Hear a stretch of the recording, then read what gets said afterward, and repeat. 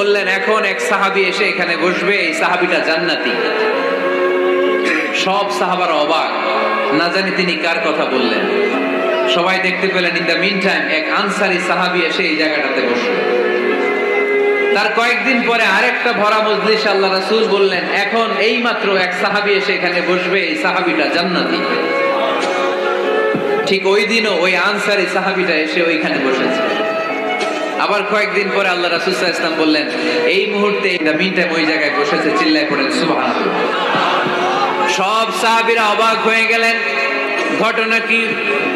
কি এমন গোপন আমল করে এই সাহাবী যে গোপন আমলের কারণে তিনটা ভরা মজলিসে বিশ্বনবী এই সাহাবীকে বললেন জান্নাতি। সাইয়েদনা আব্দুল্লাহ ইবনে আমর ইবনুল আস গোপন তথ্য বের করার জন্য ওই সাহাবীর বাড়িতে চলে যেয়ে সাহাবীকে সালাম দিয়ে বললেন ও আনসারী সাহাবী, আমার বাবার সাথে আমার ঝগড়া হয়েছে, আমি 3 দিনের জন্য তোমার বাড়িতে মেহমান হতে চাই। কয়দিনের জন্য? 3 দিন। ওই আনসারী সাহাবী বলল আহলান ওয়া সাহলান, খুশ আমদেদ, আপনি আমার মেহমান হবেন, এটা তো আমার সৌভাগ্য, আসেন থাকেন, এই ঘরে আমি থাকি, এই ঘরটা ফাঁকা, আপনি এখানে থাকেন। এবার আব্দুল্লাহ ইবনে আমর ইবনে আস খেয়াল করলেন কোন গোপন আমল করে কিনা, কোন নেক আমল আছে কিনা এই সাহাবীর, যে কারণে 3বার বিশ্বনবী সাহাবীরে জান্নাতি বলেছেন।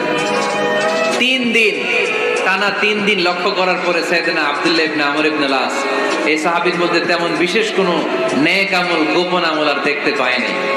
3 দিন যখন শেষ, যাওয়ার পথে বলে ভাই আসলে আমার আব্বার সাথে আমার তেমন কোনো ঝগড়া টগড়া হয় নাই, ঝগড়া টগড়া কিছু না, আমি বিশেষ একটা কারণে এসেছি।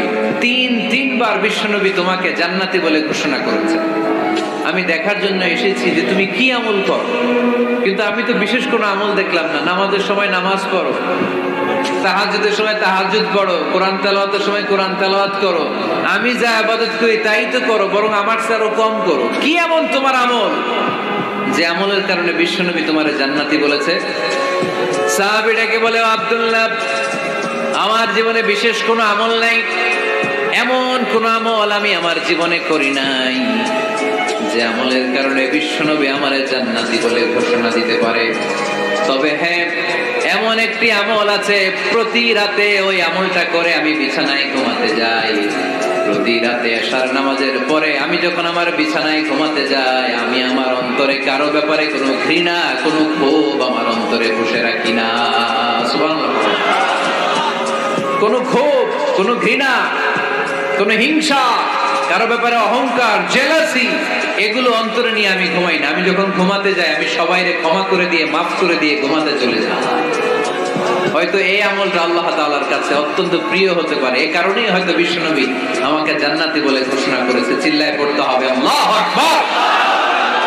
এজন্য রাতের বেলায় যখন বিছানায় যান সব ভুলে যান, কে গালি দিছিল ভুলে যান, কে ঠকাইছিল ভুলে যান, কে অপমান করেছিল ভুলে যান, কার সাথে মারামারি হয়েছিল ভুলে যান। বিছানায় যাওয়ার আগে সবাইরে মাফ করে দিয়ে একটা প্রশান্ত আত্মা নিয়ে ঘুমাতে যান। ওই সাহাবীর মতো আপনারও জান্নাতি বানাবে কে?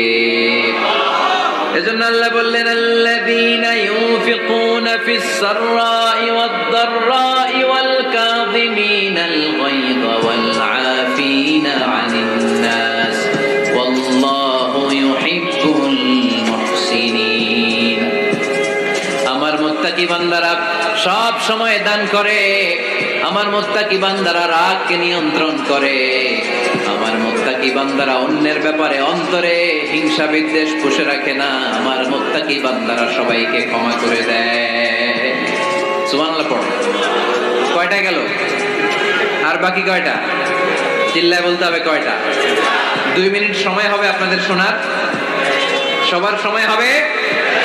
4 নম্বর আল্লাহ বললেন ওয়াল্লাযীনা ইযা ফাআলু ফাহিশাতান আও যালামু আনফুসাহুম যাকারুল্লাহা ফাস্তাগফিরু লিযুনুবিহিম। যদি তোমরা মুত্তাকি হতে চাও, মুত্তাকি বান্দার 4 নম্বর গুণ, তারা যদি কোনো অশ্লীল কাজ করে, পাপ করে, সাথে সাথে ক্ষমা চায় কার কাছে? যত পাপ আমরা করি না কেন, ক্ষমার দরজা আমাদের জন্য খোলা রেখেছে কে? সব সময় খেয়াল রাখবেন, কিশোরগঞ্জের যুবক ভাইয়েরা, পাপ হয়ে যেতে পারে, এটা ভেরি সিম্পল। তুমি মিথ্যা বলে ফেলেছো, খাদ্যে ভেজাল দিয়েছো, ওজনে কম দিয়েছো, পরকিয়া করেছো, অবৈধ দৈহিক সম্পর্ক করেছো, ব্লু ফিল্ম দেখেছো, নিজের উপর নফসের উপর জুলুম করেছো, তারপরেও তোমার জন্য ক্ষমার দরজা খোলা রেখেছে কে?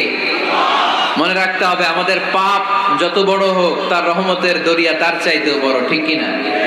আমাদের গুনার অন্যায় যদি হয় খালের পানির সমান, বিলের পানির সমান, আল্লাহর দয়া সাগরের পানির সমান। আমাদের অন্যায় আর পাপ যদি হয় পাহাড়ের সমান, আমার রবের দয়া আকাশের সমান, ঠিক কিনা?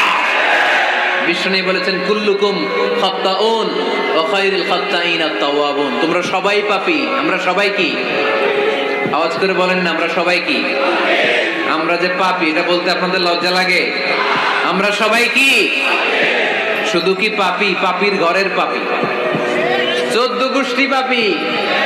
আমি পাপী, আমার বাবা পাপী, আমার মা পাপী, আমার দাদা পাপী, আমরা সবাই পাপী। আল্লাহ রাসূল বললেন কুল্লুকুম খাত্তাউন, তোমরা সবাই পাপী, ওয়া খায়রুল খাত্তাইন আত-তাওয়াবুন। আর এই পাপীদের মধ্যে সবচেয়ে ভালো পাপী ওই পাপী যেই পাপী পাপ করার পরই তওবা করে, ইস্তেগফার করে, ঠিক কি না? পৃথিবী না জানুক আমি তো জানি, পৃথিবী না জানুক আমি তো জানি, আমি কি পাপ করেছি হায়, আমার পাপের করলে বিচার, বাঁচার আমার নাই উপায়, দয়াময় প্রভু মাফ করো আমায়, মাফ করো আমায়। পড়েন, পৃথিবী না জানুক আমি তো জানি, আমি কি পাপ করেছি হায়, আমার পাপের করলে বিচার, বাঁচার আমার নাই উপায়, দয়াময় প্রভু মাফ করো আমায়, মাফ করো আমায়। চিল্লায় পড়তে হবে সবাই, আমিন।